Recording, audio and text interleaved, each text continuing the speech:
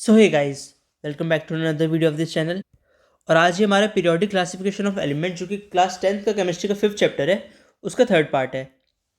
इस चैप्टर में अभी तक हम डॉबिनेंस ट्राइड्स और न्यूलैंड्स लॉ ऑफ ऑक्टेव्स दोनों डिस्कस कर चुके, और फिर हमने थोड़ा सा पढ़ा था पीरियोडिक टेबल के बारे में, एक बिल्कुल बेसिक डिस्कशन किया था। आज जो हमें स्टार्ट करना है, हमें बिल्कुल स्टार्टिंग से पीरियोडिक टेबल शुरू करनी है, और जिसमें पहले हम अलग अलग जो थ्योरीज दी गई हैं वो सारी पढ़ेंगे। और सबसे पहले आज हमें जो पढ़ना है वो हमें पढ़ना होगा मेंडलीव्स पीरियोडिक टेबल्स। तो पहले मेंडलीव के बारे में बता दूं कि पीरियोडिक टेबल में एलिमेंट्स की क्लासिफिकेशन के लिए मेंडलीव ने किसी भी एलिमेंट के ऑक्साइड्स और हाइड्राइड्स का यूज़ किया। तो जो मेंडलीव की पीरियोडिक टेबल है उसमें जो जनरल फॉर्मूला है किसी के ऑक्साइड का या हाइड्राइड का हर ग्रुप में, वो रिटर्न होता है at the top of the group, जिससे हमें ये पता चल जाए कि इस ग्रुप के एलिमेंट्स इस जगह हैं और उनकी सिमिलर प्रॉपर्टीज़ हैं। गिन पॉइंट्स को ध्यान में रखते हुए अब हमें डिस्कस करना है the Mendeleev's periodic table.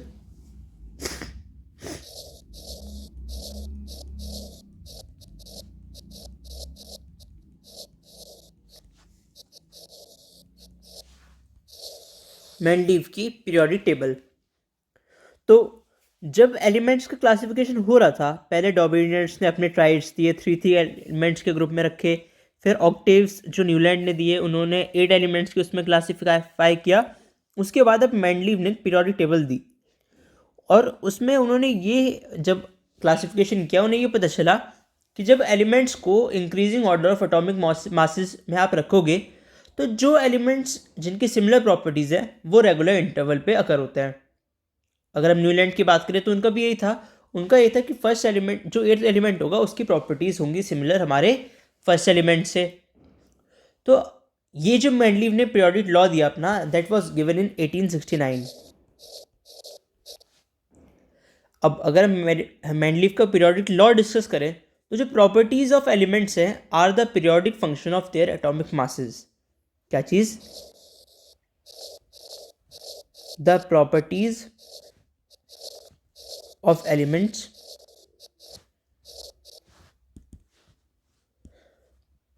are a periodic function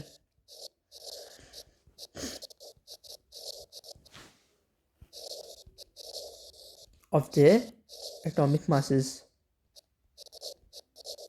इसका मतलब है कि अगर आप increasing order of atomic masses में एलिमेंट्स को अरेंज करोगे, तो जो प्रॉपर्टी ऑफ एलिमेंट है वो हर कुछ समय के बाद, कुछ रेगुलर इंटरवल या पीरियड के बाद रिपीट होती है।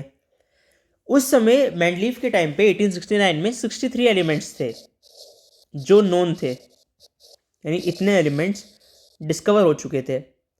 अब इन 63 के 63 एलिमेंट्स को मेंडलीव ने अरेंज किया in order of increasing atomic masses और हॉरिजॉन्टल रो में रख दिया, जिससे कि जो एलिमेंट की सिमिलर प्रॉपर्टीज़ है वो एक कॉलम में आए और जो एलिमेंट की दूसरी है वो एक कॉलम में आए।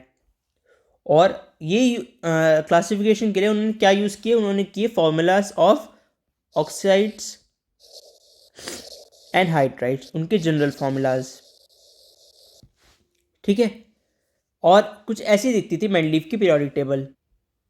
ठीक है, तो कुछ ऐसी दिखती है मेंडलीव की पीरियोडिक टेबल, और आप देखो इसमें क्लासिफाई कर रखा है उन्होंने ऑक्साइड्स और हाइड्राइड्स के बेसिस पे। ठीक है, ये ऑक्साइड और हाइड्राइड के जनरल फार्मूला लिखे हुए हैं, और नीचे यहाँ पे जो उस टाइम नोन कंपाउंड्स थे 63, वो सारे उन्होंने लिख रखे हैं। आप ध्यान दो तो यहाँ पे 7 पीरियड्स हैं। ठीक है, 7 पीरियड हैं और 8 ग्रुप्स हैं, जो वर्टिकल कॉलम्स और पीरियड्स हो गए हमारे हॉरिजॉन्टल रोज, जो इन्होंने अपनी ओरिजिनल पीरियोडिक टेबल दी थी। जो 8 ग्रुप्स हैं उसमें 7 ग्रुप्स तो नॉर्मल एलिमेंट्स के हैं, और जो हमारा ये 8th ग्रुप है, ये वाला, ये 8th ग्रुप है हमारा ट्रांजिशन एलिमेंट्स का। ठीक है, ट्रांजिशन एलिमेंट्स का ये हमारा 8th ग्रुप में रखे गए हैं। और आप देखोगे अगर ध्यान से, तो यहाँ पे आपको कुछ एलिमेंट्स नहीं मिलेंगे, NE, ZE, RA, मतलब जो आपके नोबल गैसेस थे वो उस समय डिस्कवर नहीं हुई थी, इनर्ट गैसेस। तो इसलिए अभी इनकी पीरियोडिक टेबल जो मेंडलीव की थी उसमें नॉर्मल गैसेस नहीं थी, तो उनका कोई ग्रुप नहीं है।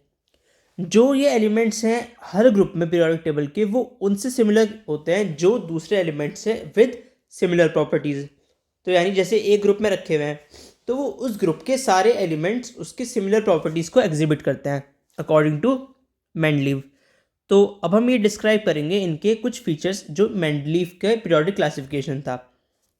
तो फर्स्ट तो यही है कि कुछ जगह आप देख रहे हो गैप्स दिए हुए हैं, यहाँ गैप्स हैं, ठीक है, और कुछ एटॉमिक मासेस का इन्होंने गलत ऑर्डर यूज़ किया था। मेंडलीव ने जब क्लासिफिकेशन करे थे तो उनका कुछ गलत ऑर्डर यूज़ किया था वाइल क्लासिफाई, और इनकी जो मेन क्लासिफिकेशन था दो फैक्टर्स पे बेस्ड था। फर्स्ट तो यही था कि इंक्रीजिंग एटॉमिक मासेस होंगे,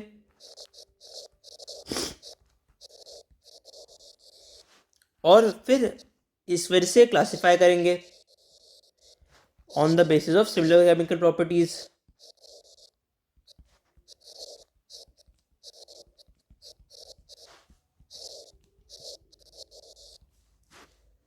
अब ये जिससे उनकी मेंडलीव की पीरियोडिक टेबल और बिल्कुल एक अच्छी तरह से एग्जिबिट हो पाए, तो he wanted to make sure कि जो एलिमेंट्स सिमिलर प्रॉपर्टीज़ के हैं वो एक कॉलम में हो, पर इस वजह से उनकी एक ये फ्लॉ आ गया कि बीच बीच में कई गैप्स आ गए जिनकी सिमिलर प्रॉपर्टीज़ नहीं हो पा रही थी, तो ये उनका एक फ्लॉ बन गया, ठीक है।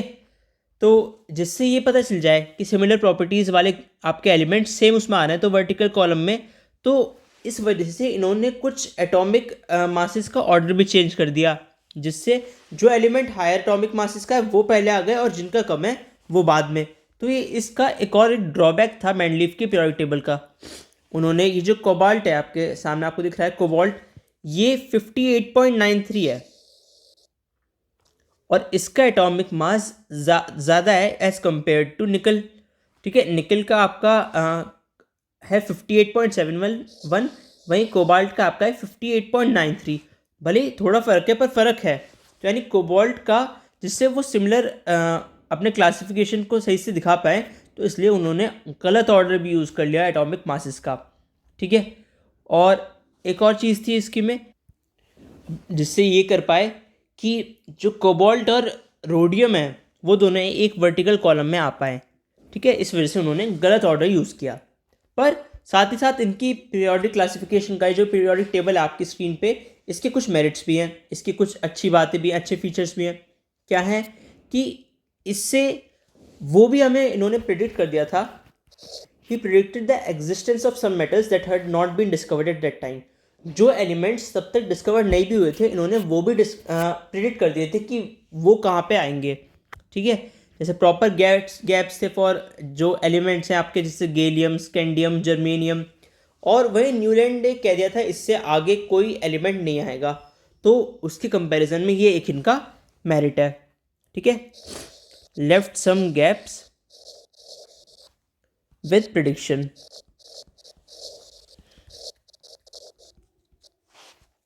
दूसरा कि जो मेंडलीव की पीरियोडिक टेबल थी वो किसी एलिमेंट की या कुछ एलिमेंट्स की प्रॉपर्टी को ऑलरेडी प्रिडिक्ट कर सकती थी ऑन द बेसिस ऑफ कि जो उनकी पोजीशन है पीरियोडिक टेबल में। जैसे कुछ अनडिस्कवर्ड एलिमेंट मैंने जिनके नाम लिए, गैलियम, स्कैंडियम, जर्मेनियम, वो इसी वजह से प्रिडिक्ट कर पाए कि जो उनके पोजीशन होती पीरियोडिक टेबल में उससे वो उसकी प्रॉपर्टीज़ को एक हिसाब से प्रिडिक्ट कर पाए of certain elements।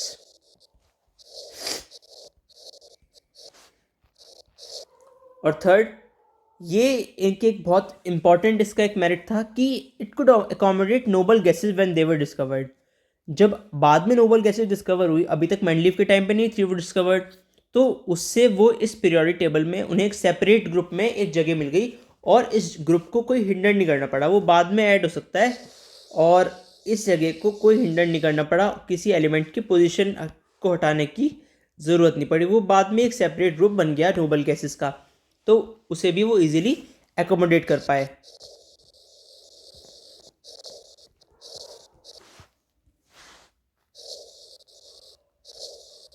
तो ये थी इनकी थर्ड मेरिट। अब कल थोड़ा इसके बारे में और डिस्कशन करेंगे मेंडलीव की पीरियोडिक टेबल के बारे में, और साथ में इसकी एनोमलीज मतलब ड्रॉबैक्स या फिर लिमिटेशन डिस्कस करेंगे जो इनकी पीरियोडिक टेबल या फिर क्लासिफिकेशन में आई थी। सो फिलहाल आज के लिए इस वीडियो में इतना ही। Thanks for watching this video. अगर आपका कोई भी सजेशन है so please comment down below. Subscribe the channel and stay tuned for later updates. Thank you.